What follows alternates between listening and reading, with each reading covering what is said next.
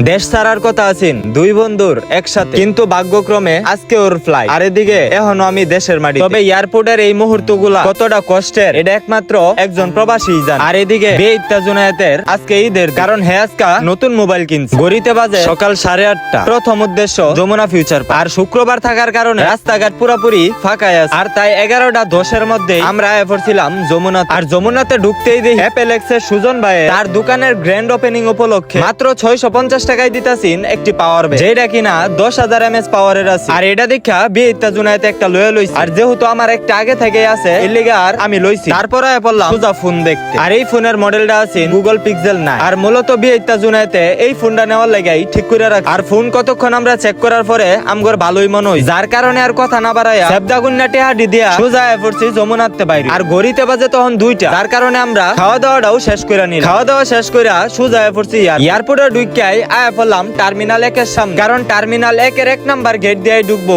হৃদয়। আর কিছুক্ষণ অপেক্ষা করার পরেই আয়া পড়লো হৃদয়। তার সাথে বিদায় দিতে আইসিন উমরন ফায়ার টিমের সকল মেম্বার, কারণ হৃদয়ও কিন্তু উমরন ফায়ার টিমের একজন সদস্য। হয়তো সে ওইভাবে ভিডিওতে থাকে, তবে উমরন ফায়ার টিমের প্রত্যেকটা ভিডিও শুটে থাকা লাগতো হৃদয়ে। তবে এনে হৃদয়ের সাথে আমারও থাকার কথা। ভাবছিলাম দুই বন্ধু একসাথে দেশ ছাড়া, এমনকি দুই বন্ধু একসাথে দুবাই যাওয়ার লাগে ইন্টারভিউ দিছিলাম। তবে ফ্যামিলির ইচ্ছার বিরুদ্ধে আমার আর যাওয়ার পারমিশন হয়, যার কারণে বন্ধু হৃদয় নতুন করে কাতার যাওয়ার সিদ্ধান্ত নেয়। আর অবশেষে আজকের এই কাঙ্ক্ষিত দিন হৃদয়ের সাথে পরিচয়টা হয়েছিল আমার অনলাইনের মাধ্যমে। তবে অনলাইনে পরিচয় হওয়ার মাধ্যমে একটা মানুষ আরেকটা মানুষের এতটা ক্লোজ হইতে পারে, তা যদি আমার হৃদয়ের সাথে পরিচয় না হইতো তা আমি বুঝতেই পারতাম। যখনই আমি তার বাসার যাইতাম, তবে ওই রাইতে আর ঘুম না, দুষ্টামি ফাইজলামি করে আমগর রাত কাটতো। তবে ওইদিকে আর লাভ নাই, এখন শুধু বিদায়ের পালা। আরেকটা বাবাই জানে এয়ারপোর্টে আইসা নিজের ছেলের এইভাবে বিদায় দেওয়া কতটা যন্ত্রণা। তবে বন্ধু হিসাবে আমারও কিন্তু অনেক খারাপ লাগে, কারণ ওর সাথে আমার সাজেক, বান্দরবন, এমনকি কক্সবাজারের মতো জায়গাগুলা একসাথে ট্যুর দেওয়া হইছে। বন্ধু কইলে ভুল হইব, ওই আমারে বড় ভাইয়ের মতো কইরা গাইড করত। ওর চোখের পানি দেখে আমগর চোখেও পানি আইতা। তবে এইটা ওরে বুঝতে দেই না, নয়তো ওই আরো বেশি কান্না করত। তবে কিছু করার নাই, নিজের ফ্যামিলিরে ভালো রাখার লাগে একজন প্রবাসীর এইটুকু কষ্ট করাই লাগে। তবে তোর লাগে দুয়ার মন দিয়া শুধু কাজ করি, কারণ পুরুষ মানুষের সফলতা ছাড়া কোনো দাম। আর এই কথাটাই সবসময় মাথায় রাখি। তারপর ওরে বিদায় দিয়া আমরা বের হইব। তো সবাই দোয়া করবেন আমার বন্ধু হৃদয়ের লাগা। আর আজকের ব্লগটা মূলত